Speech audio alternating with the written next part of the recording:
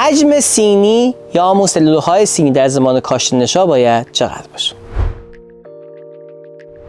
یکی از سوالاتی که حالا خیلی پرسیده میشه در بحث کشت‌های گلخانه‌ای اینه که ما در نهایت بذر بکاریم یا نشا، که جواب این سوال رو در ویدیوهای قبلی که بچه‌ها لینکش رو براتون میذارن توی پیجم هست، پیج یوتیوبم هست، میتونین برین مشاهده بکنین که اونجا جواب کامل دادیم. توی این ویدیو می‌خوایم بررسی بکنیم که چه عواملی باعث ایجاد مشکل در بحث تولید نشا میشه، که یکی از اون عواملی که از عمده‌ترین این عوامل حجم سلول ها، حجم سینی مورد استفاده برای کاشت انواع بذر هاست، که میخوایم توی این ویدیو اینو با هم بررسی بکنیم که انتخاب غلط نوع سینی در زمان کاشت نشا میتونه چه مشکلاتی رو برای ما ایجاد بکنه.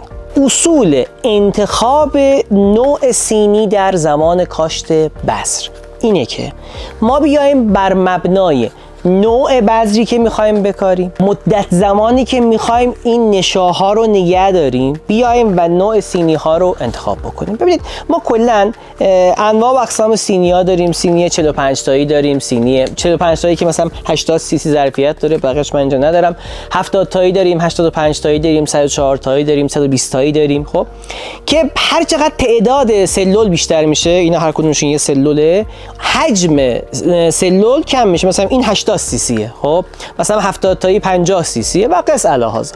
شما بر مبنای اون مدت زمانی که میخواین نشا رو نگه دارین و بر مبنای نوع اون گیاه میتونین حجم سلول رو انتخاب بکنین که خیلی مهمه. ببینید اگر شما میاین یه کشتی انجام میدین، مثلا مثل کشت خیار که نشاش حجم زیادی داره، حتما بیاین از سلول‌های با حجم بالا، یعنی مثلا 80 سی سی استفاده بکنین، چون حجم ریشه‌ای که نشای خیار ایجاد میکنه خیلی زیاده.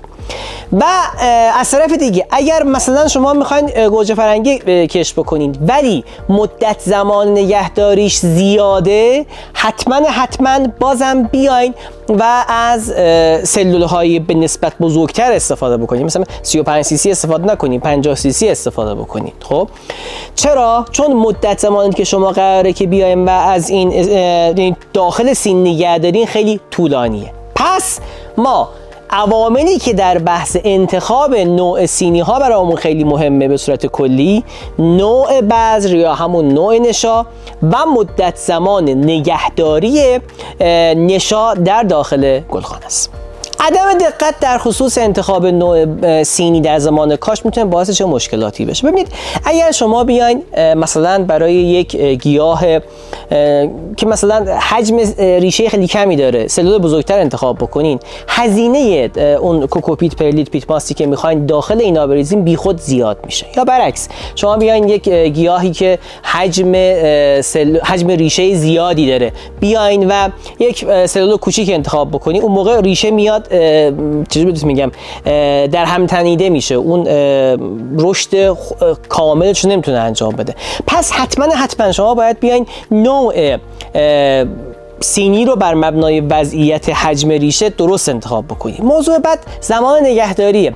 شما خیلی دقت بکنید. اگر مثلا شما میایم برنامه‌ریزی میکنیم میگیم من 3 هفته یا مثلا 2 هفته میخوایم بعد از کاشت بذر انتقال بدیم، سلولی که انتخاب میکنین، سینی که انتخاب میکنین حتما برای یه هفته بیشتر باشه. یعنی 2 هفته اگه برنامه شماست بکنید 3 هفته، اگه 3 هفته است بکنید 4 هفته، چون به ای نحوین به هر دلیلی امکان داره که زمان انتقال سینی به یا نشا به خاک هستی دچار تغییر بشه، بارندگی باشه، یه قسمت از گلخن دچار مشکل باشه، آماده نباشه و قصه لحاظا. خب به همین خاطر حتما شما در بحث انتخاب نوع سینی به مدت زمان نگهداری در